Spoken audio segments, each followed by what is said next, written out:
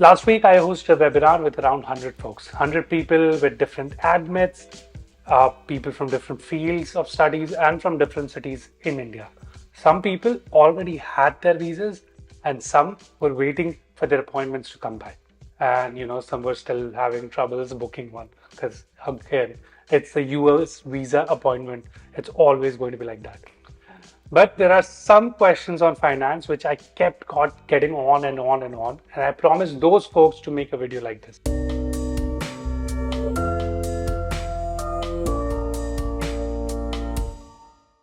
The three most asked questions on finances is first being about getting the loan disbursed. So here's the answer to that. If you're getting an Indian rupees loan, which in most of your cases you're getting one, you'll need to check with the bank you have your loan with. Every bank have different processes to disburse your tuition fees versus disbursing your living expenses. For example, SBI sends money directly to the university, and in that case, you cannot avoid the exchange fees. But in case of some other banks and the loan providers, they transfer the fees into your account, into your own bank account or your parents' account.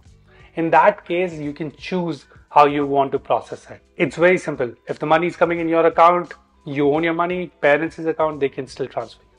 Let's say now since the money is sitting in your account and you want to transfer the fees, you need to understand how transfer works. Here are the three things you could do. First, you can wait until you open a bank account in the US and then wire the money. Wiring money to an international account is expensive. Your Indian bank account charges you a certain Forex rates, and then your US bank account will charge you an incoming international wire fees, which is anywhere between $15 to $30 per transaction. For example, this right here is the Google's rate for today, and this is HDFC's Forex rates for today. Another way is to use companies like Flywire or TransferWise, which works with your university directly. But what I've seen historically is Flywire's and TransferWise or Wise's rates are always higher. I personally prefer wire transfer better than Flywire if I had the option. Or you can use a company like Zolve to open a bank account. It's a zero fees US bank account, which you can open here, transfer the money into it, and activate it as soon as you get to the US. The money will already be in the US dollars. So as soon as you get to the US, you can get your tuition fee transferred into your account. Bank account does require you to be in the US while making the transfer to the university, but the process is not as complicated. All you need to do is as soon as you land at any of the airports, you can click activate on their app and that will activate the account. Once you activate the account, you can transfer the fees to whatever bank account you need to. Here's a very good comparison table to show how much it will cost you to transfer from different banks. So of course, we have HDFC, we have Zolve, we have Wise, we have Flywire as an option. Zolve bank account is a FDIC insured bank account. FDIC stands for Federal Deposit Insurance Corporation. This means that in case any banks fail, your money is secured up to $250,000. This is exactly what happened when Silicon Valley Bank failed. Silicon Valley Bank collapsed and everybody was freaking out. But people who did not have more money than 200, or people who did not have money more than 250K were completely fine. It's a federal insurance which comes with every bank. That is where your peace of mind comes in. Now comes the question on what's the difference between a Forex card versus a Zolve account and their debit card. Simple. A Forex card has variable rates. It's like a gift card. You deposit some money and you can use it. I used to use Forex card when I first moved to the US, but since then, I've really stopped using it. Forex card has some limitations, of course. You cannot take out money from an ATM. You can, but they'll charge you a huge fees. Plus, every time my dad had to send in money, he used to go to the bank and get it deposited into my account. It was not as easy as you're opening a US bank account already. With the Zolve debit card, you do not accrue any fees if you're taking out money from ATM, which I actually really like. So getting a bank account and the debit card is the way to go. Once you do open your bank account, you can also get the credit card. The best part of the credit card is you get a virtual US credit card before even getting a physical card. So you can use that credit card to pay for your Ubers or pay for your Walmart if you're making any online order, pay on Amazon for the mattress you're going to buy. And once you do receive your physical card, you can use it to swipe anywhere. And the process of that is like super easy. Everything happens on the app.